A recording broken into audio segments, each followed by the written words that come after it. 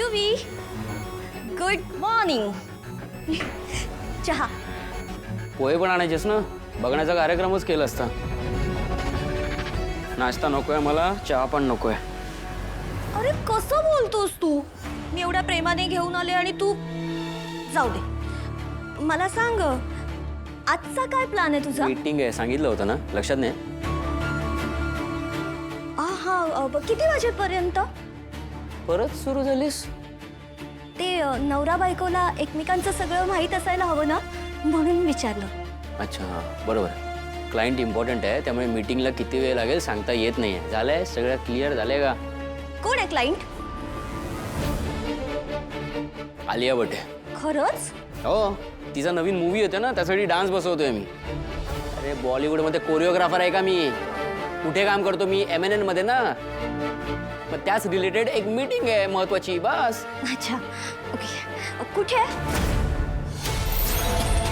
वाळवंटात. मस्त 2 उंट बुक केलेत, उंटावर बसून हलत डुलत मीटिंग. तू येते? 3रा उंट बुक करू. रात्री झोपताना काय इंटरनेटवर नवऱ्याला त्रास देण्याचे 101 प्रश्न शोधून काढतेस का ग आणि सकाळी विचारतेस? नॉर्मल प्रश्न तर विचारतेय. का जुने संपले का? आता नवीन काढलेस हे? तुम्ही मला बोर होतंय घरी. मग काम शोध ना काहीतरी. जा मेकअप कर, जा तेवढं देतो तुला. जा कर, जा ते तरी कर. तसं नाही रे, म्हणजे तू कुठे आहेस, किती वाजता फ्री होणार हे जर मला कळलं असतं ना, तर मी आले असते ना तिथे. मग आपण एकत्र बाहेर गेलो असतो आणि बाहेरच काहीतरी खाल्लं असतं. डॉक्टरांनी बाहेरचं खायला नाही सांगितलं मला अजून. नक्की मीटिंगच आहे ना? काय बोललीस? काय बोललीस?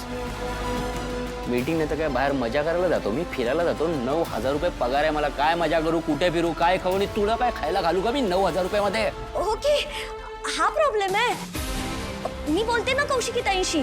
कौशिकीताई देतील पैसे, काही प्रॉब्लेम नाही आहे. तू बोलशील? हां. माझ्यासाठी? तू काय मला आज ओळखतेस का ग? माझ्या कामाच्या मध्ये मध्ये आलेलं, इंटरफेअर केलेलं मला नाही आवडत. तुला माहिती आहे ना? माहिती आहे की नाही? हो. मग नाही करायचं, कळलं? जा. आहेत अजून काही प्रश्न?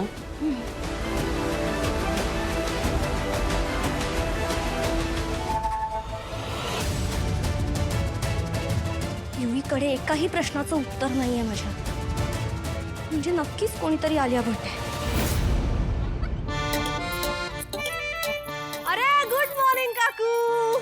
असं गुड मॉर्निंगचा रिप्लाय गुड मॉर्निंग असतो. आणि वा, ताज्या ताज्या भाज्यांची शॉपिंग वगैरे. अरे ऐका तरी, भाजीवाल्याने जास्तीचा भाव सांगितल्यानंतर जसं इग्नोर करतात तसं इग्नोर करताय राव तुम्ही मला. Good morning. काय आज जेवायला? तुझ्याकडे जेवण बनवलं नाहीये का? बनवलंय.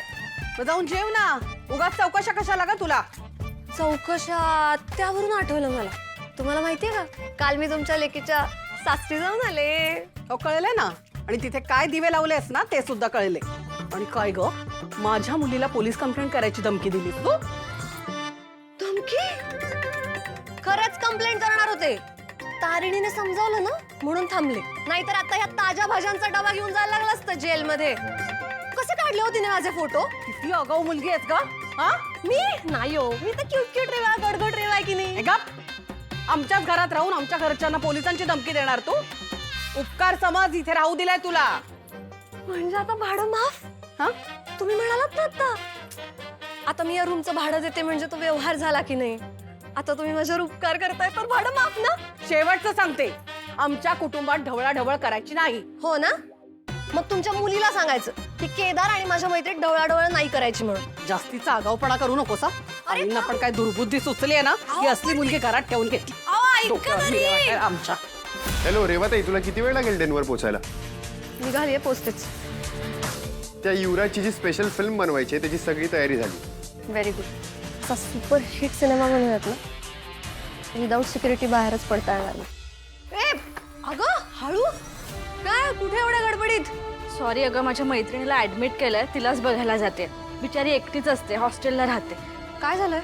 अगं रस्त्यात चक्कर आली असं कळलंय, मी जरा जाऊन बघून येते. मी येते तुझ्याबरोबर. नाही नाही, नको नको, थँक्यू, मी खरंच जाऊन बघून येते. हां, bye. Are you sure? Yes yes, bye. काळजी घे. हो. बोल रे. हॅलो रेवाताई, ऑल गुड?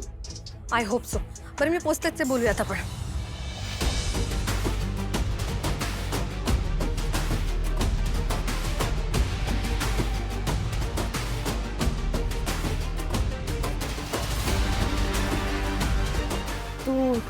तो नीट डिनर.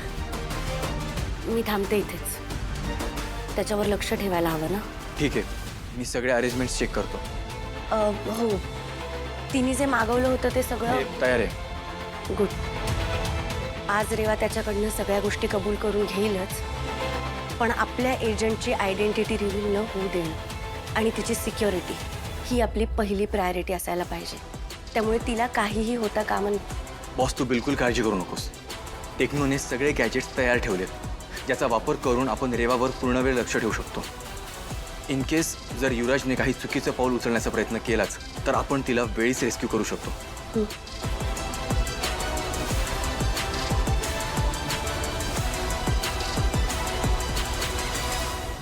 अजून त्या भाडेकरू मुलीला डोक्यावर बसवा. नाही, आपल्या घरचा नियमच आहे बाहेरच्यांचं कौतुक करायचं आणि घरातल्यांना खाली पाडायचं. अहो, ती पोलिसात तक्रार करते आपल्या मुलीची. तिला कोणीच काही कसं बोलत नाहीये. अगं काय चुकीचं बोलली ती? निशीनं जे काही केलं ना ते कायद्याच्या नजरेत चुकीचंच आहे. अगं नशीब समज आपलं रेवा पोलिसात गेली नाहीये ते. वाह, एवढं होऊनही त्या बाहेरच्या मुलीचीच बाजू घेताय ना तुम्ही. नाही, तुमच्याशी बोलून तरी काय उपयोग आहे म्हणा.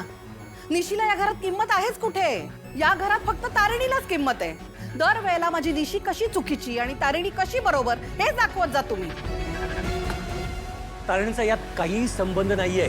जो गैरसमज आहे ना तो निशी आणि केदार मध्ये आहे. उगाच तारणीला मध्ये खेचू नकोस. नाही नाही, तारिणीचा कशाशीच काही संबंध नसतो. पण काय हो, तारिणीचं नुसतं नाव घेतलं की पारा केवढा चढतो तुमचा. हा, माझं लग्न झाल्यापासून बघते ना मी, माझ्या मुलींमध्ये कायम दुजाभाव करत आलात तुम्ही. सारखं आपलं तारिणी तारिणी तारिणी. हो करणार. माझी तारिणी मुळात आहेच गुणाची. या तारिणीचा एक वकील आहेच इथे. आता तुम्ही या वकिली करायला. बोला. अगं नाही, मी केव्हाचीच आले. तुझं सगळं पुराण ऐकलंय मी. पण एक सांगू का, तुझ्या ह्या कारस्थानी डोक्याला ना जरासा लगाम घाल बाई. नाही, बरोबर आहे. माझ्या निशीचा काय छळ होतोय ते कळणार नाही तुम्हाला. उठता बसता पान उतारा करते तारिणी तिचा. अगं निशीचं वागणंच तसं आहे ना. अगदी आईवर गेलीये बघ. तुला मागेच सांगितलं तिला जरा चांगल्या 4 गोष्टी शिकव. पण नाही, सतत आपलं तारिणीला पाण्यात बघायचं. अगं सोडून देते आता. पाण्यात तुम्ही आणि तुमची नात बघताय माझ्या निशीला. अहो, किती शिवाशाप देणार आहात तिला? हा, काय चुकीचं करते ती? ज्या घरी लग्न करून गेले तिथे आपला संसार करते ना नेटाने. बोलूयात आपण.